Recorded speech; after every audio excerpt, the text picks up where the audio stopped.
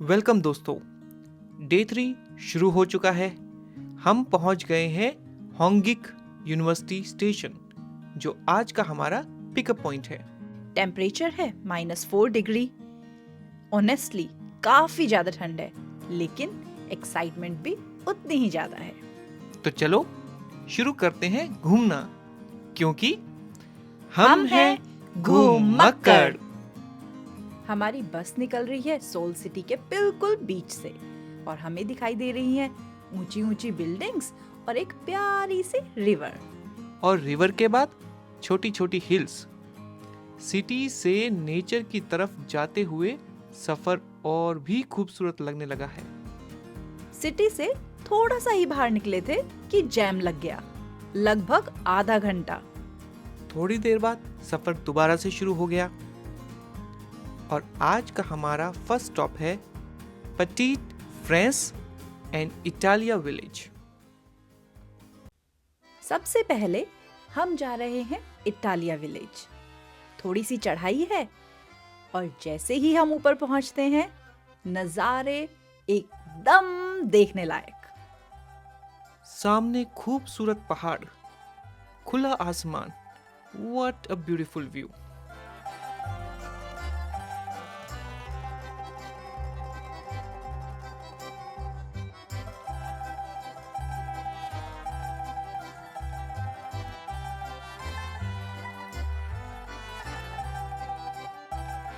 यहाँ का एटमॉस्फेयर काफी पीसफुल है और ऑनेस्टली यहाँ आके काफी अच्छा लग रहा है।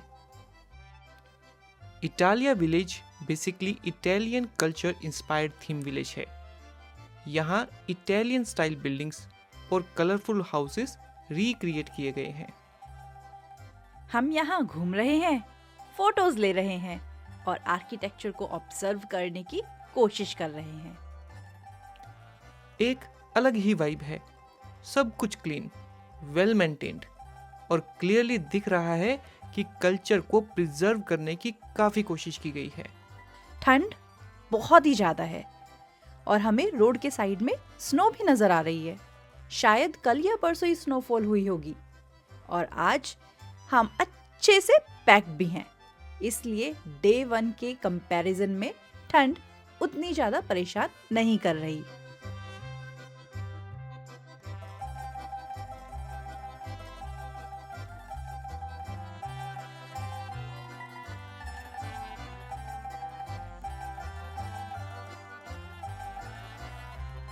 इटालिया विलेज से नीचे उतरते ही साथ में ही बना हुआ है फ्रांस विलेज।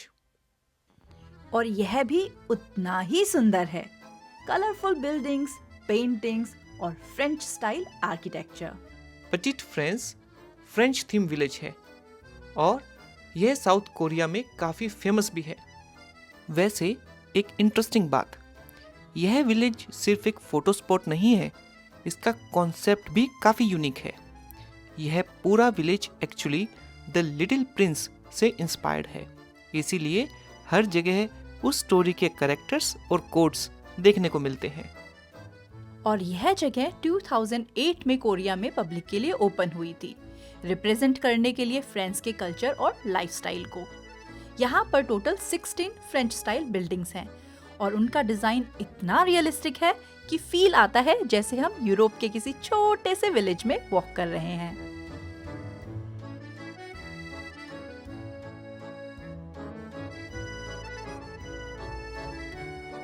यह जगह काफी पॉपुलर भी है, स्पेशली के ड्रामा लवर्स के लिए।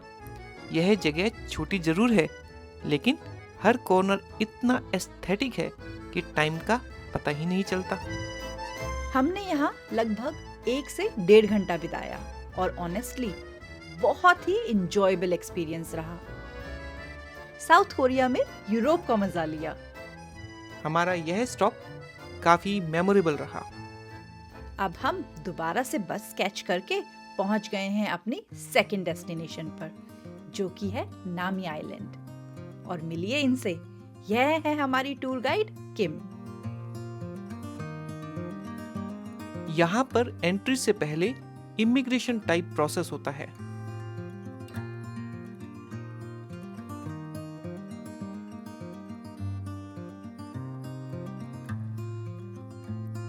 नामी आइलैंड तक पहुंचने के लिए हमें रिवर क्रॉस करनी होती है और उसके लिए हमें बोर्ड करना होगा यह क्रूज। छोटा सा क्रूज है, लेकिन काफी लोग फिट हो जाते हैं। और क्रूज के ऊपर डिफरेंट कंट्रीज के फ्लैग्स भी लगे हुए हैं। लगभग 20 मिनट्स की क्रूज राइड है और धीरे धीरे हम पहुंच जाते हैं नामी आइलैंड।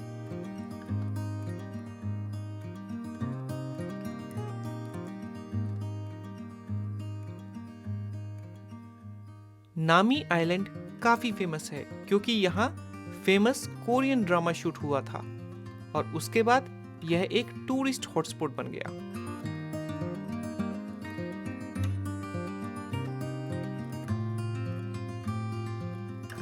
इस आइलैंड को बहुत ही सुंदर तरीके से डेकोरेट किया हुआ है।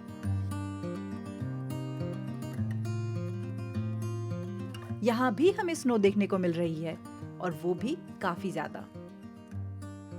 हरे भरे पेड़, सफेद चमचमाती हुई बर्फ और पीसफुल एटमॉस्फेयर, सच में बहुत ही खूबसूरत जगह है। नामी आइलैंड एक बहुत ही यूनिक और इंटरेस्टिंग डेस्टिनेशन है। यह ओरिजिनली आइलैंड नहीं था। 1944 में यहाँ डैम बनने के बाद पानी भरने से यह एरिया आइलैंड जैसा बन गया और इसे नामी नारा रिपब्लिक के नाम से जाना जाता है।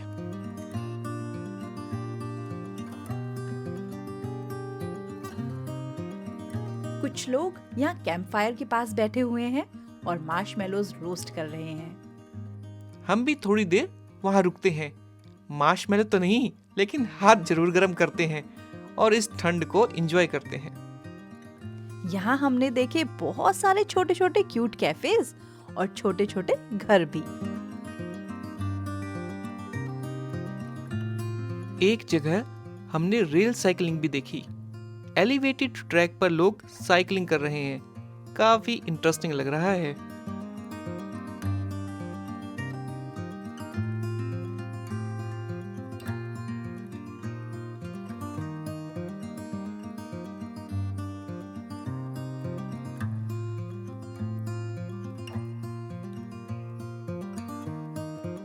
और एक सेक्शन में हमको देखने को मिली एक छोटी सी झलक हमारे इंडिया की। एक एलिफेंट, कुछ पेंटिंग्स और राजस्थान का पोस्टर। यह देखकर काफी अच्छा लगा। नामी आइलैंड पर हमने 1.5 घंटा स्पेंड किया और फिर वापस बोर्ड कर लिया क्रूज। रास्ते में वापस आते वक्त हमने जिप लाइन भी देखी। इसके थ्रू भी लोग रिवर क्रॉस कर रहे हैं। यह एक्सपीरियंस तो काफी थ्रिलिंग लग रहा है, लेकिन इतनी ठंड में तो हम इसे नहीं करेंगे।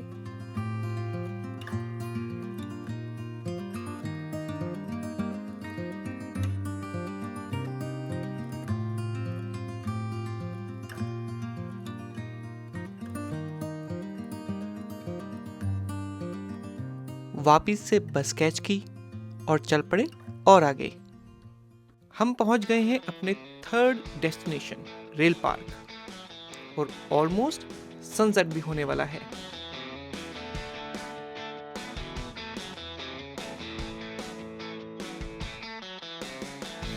किम ने हमें दी हमारी टिकट्स और हम दोनों तैयार हैं रेल बाइक में बैठने के लिए।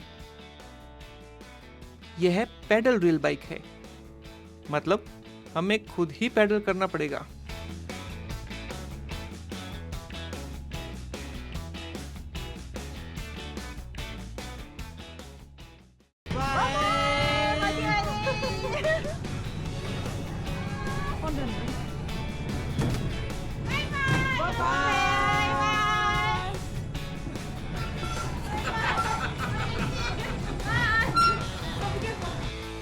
स्टार्ट में डाउनहिल था तो रेल बाइक अपने आप ही स्पीड पकड़ लेती है।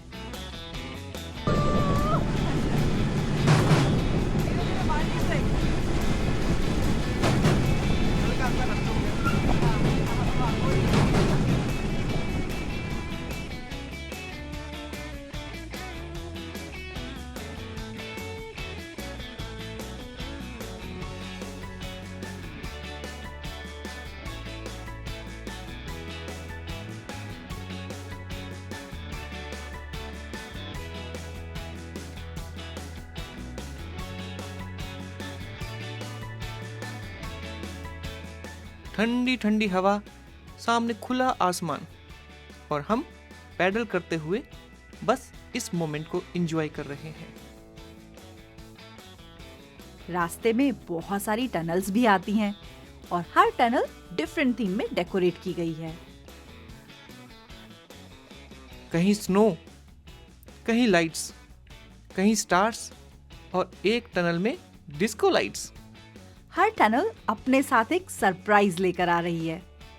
और इन सब को क्रॉस करते हुए हम पहुंच गए हैं एंड पॉइंट पर।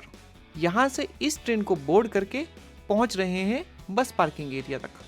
रेल पार्क के इस अमेजिंग एक्सपीरियंस के बाद आज का हमारा लास्ट स्टॉप है गार्डन ऑफ मॉर्निंग काम। नाम जितना काम और ब्यूटीफुल है, जगह भी उतनी ही ब्यूटीफुल होने वाली है। पूरा गार्डन ब्यूटीफुल लाइट से सजा हुआ है। हर तरफ कलरफुल लाइट्स, ट्रीज पर, पाथवेज पर, ब्रिज पर और न जाने कहां कहां। गार्डन ऑफ मॉर्निंग खाम साउथ कोरिया का एक फेमस बोटेनिकल गार्डन है और यह 1996 में स्टैब्लिश किया गया था और यहाँ 5000 से भी ज्यादा प्लांट स्पीसीज पाए जाते हैं। स्प्रिंग सीजन में यहाँ देखने को मिलते हैं भांति भांति के फूल और अभी विंटर सीजन में यहाँ सेलिब्रेट करते हैं लाइट फेस्टिवल। और इस लाइट फेस्टिवल में ये गार्डन और भी मैजिकल लग रहा है।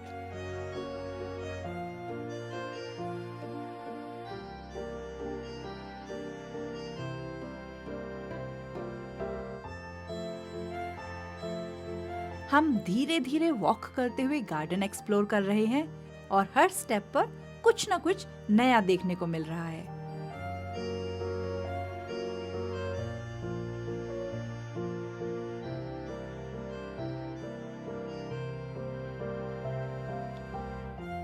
कोल्ड वेदर, कलरफुल लाइट्स और पीसफुल एटमॉस्फेयर, यह कॉम्बिनेशन एक फेरी टेल जैसा लग रहा है। और यह व्यू देखने के बाद ऐसे लगता है कि इससे परफेक्ट एंडिंग तो आज के दिन की हो ही नहीं सकती। ठंड माइनस में है, लेकिन लाइट्स और इस ब्यूटीफुल व्यू की वजह से टाइम का यहाँ पर हमें पता ही नहीं लगा। अब भूख लगी है तो चलते हैं डिनर करने। हेलो इंडिया रेस्टोरेंट में डिनर के साथ आज के इस खूबसूरत दिन को रैप करते हैं। -8 डिग्री की कड़कड़ाती ठंड के साथ नया दिन शुरू करते हैं। ठंड अपने पीक पर है, इसलिए आज हमने भी फुल प्रिपरेशन की है। ग्लव्स, जैकेट्स, लेयर्स, अपने आप को प्रॉपर्ली पैक किया है।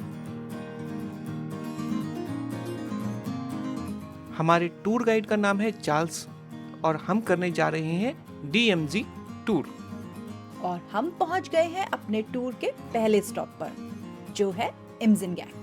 यह जगह काफी हिस्टोरिकल इम्पोर्टेंस रखती है। यहाँ पर साउथ कोरिया और नॉर्थ कोरिया वॉर से रिलेटेड बहुत सारी स्टोरीज हैं।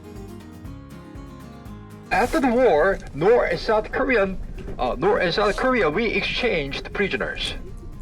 And when South Korean prisoners came back to South Korea, they crossed one bridge. This is the bridge. Why we name it Freedom Bridge? Because when they arrived on the bridge, all of them shouted out like this. "Oh, finally I have freedom, freedom!" They shouted out like this on the bridge. That's why we named the bridge Freedom Bridge.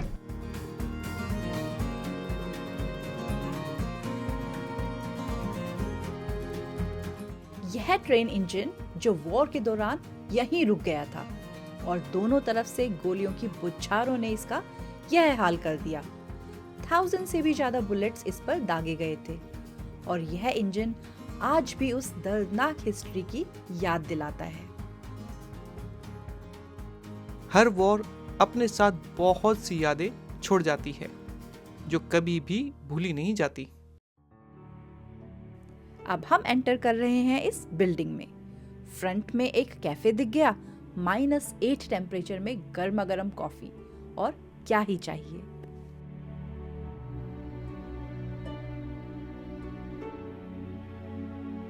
इस जगह को थोड़ा और explore करने के बाद हम चल पड़े हैं पार्किंग की ओर।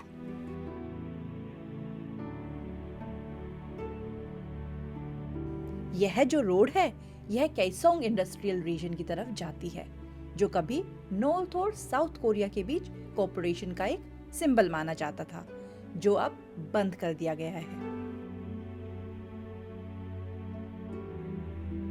आप पहुंचे हैं सेकंड स्टॉप पर, जो है द थर्ड टनल।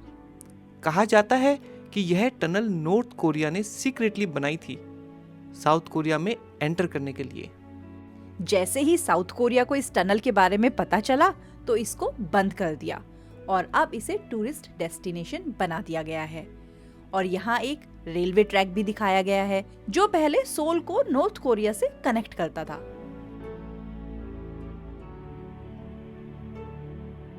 हमने इस टनल को अंदर से भी देखा।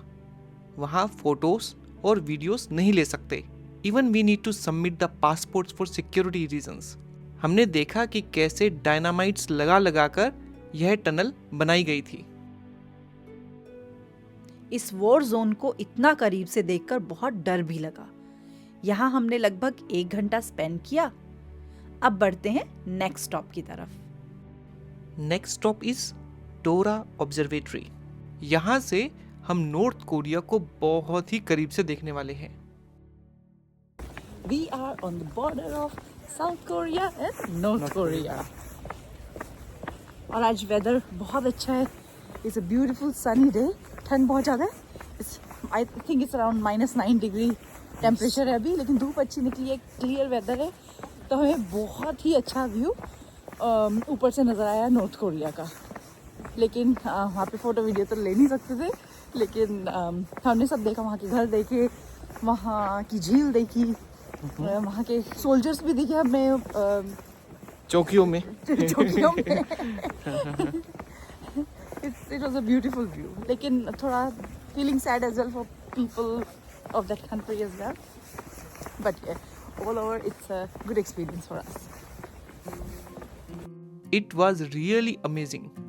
2 कंट्रीज जो एक दूसरे के बिल्कुल अपोजिट हैं और हम उन्हें इतनी पास से देख पा रहे थे। यहाँ पर यूनिफिकेशन बिल्डिंग भी है, जो फ्यूचर में कोरिया के रीयूनिफिकेशन की होप को रिप्रेजेंट करती है।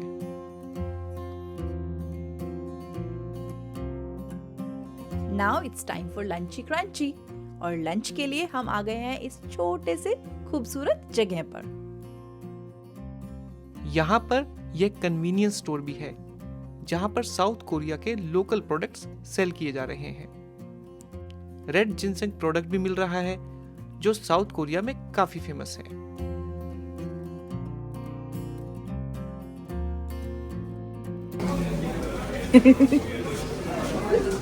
यहाँ एक कैफे भी है। यहाँ से हमने ली कॉफी और कॉफी के साथ एंजॉय कर रहे हैं सैंडविचेस, जो हम अपने आप बना कर लाए हैं हमारे होटल से। यहीं पास में बना हुआ है यूनिफिकेशन विलेज। इतनी ठंड में धूप काफी अच्छी लग रही है, तो हमने थोड़ी देर धूप का भी मजा लिया।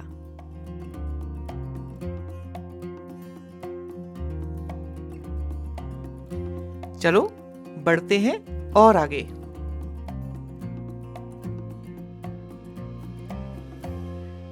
टूर का आखिरी स्टॉप आ गया है और हम एक्सप्लोर करने जा रहे हैं एक सस्पेंशन ब्रिज। ब्रिज तक पहुंचने के लिए लगभग हमें 20 मिनट की हाइक करनी पड़ेगी। रास्ते में सीढ़ियां भी हैं और कुछ लूज स्टोन्स भी, लेकिन एरिया काफी पीसफुल और हरा भरा है।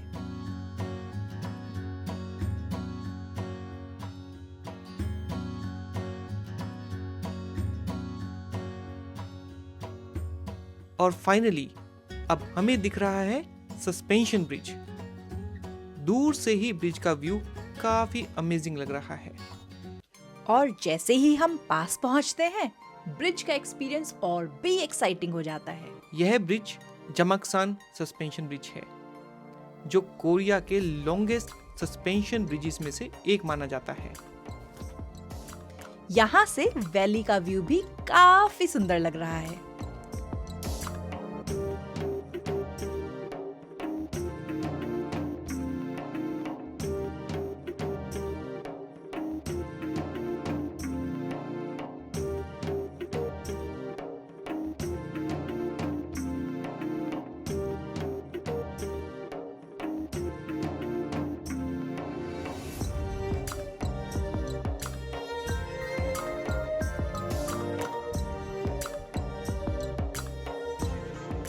इस खूबसूरत सस्पेंशन ब्रिज को अच्छे से एक्सप्लोर करने के बाद अब वापस पार्किंग की तरफ चल रहे हैं।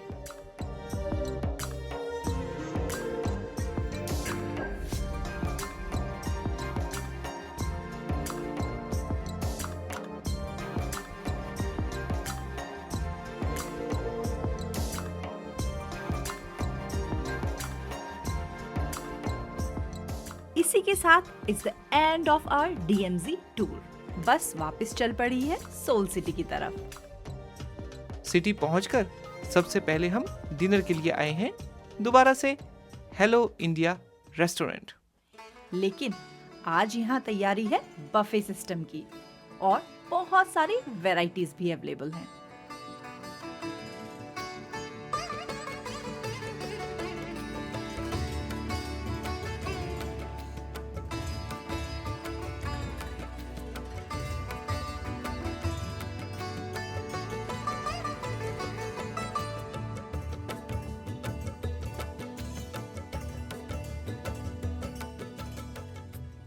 डिनर के बाद हम आए हैं एक्सप्लोर करने रेड रोड स्ट्रीट को, जो होंगडे एरिया में काफी फेमस है। क्रिसमस और न्यू ईयर की वजह से पूरी स्ट्रीट लाइट से जगमगा रही है।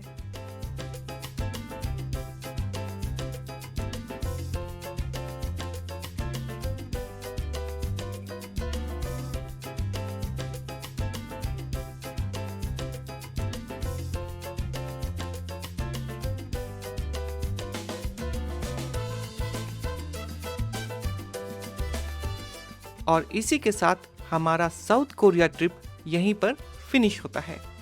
सिर्फ 4 दिन, लेकिन बहुत सारी यादें। स्नो, कल्चर, हिस्ट्री, DMZ और सोल की अमेजिंग वाइब्स। साउथ कोरिया ने हमें सच में बहुत सरप्राइज कर दिया और हम अपने साथ ले जा रहे हैं बहुत सारी सुंदर यादें। मिलते हैं आपसे किसी और नए डेस्टिनेशन पर, क्योंकि हम हैं घुमक्कर।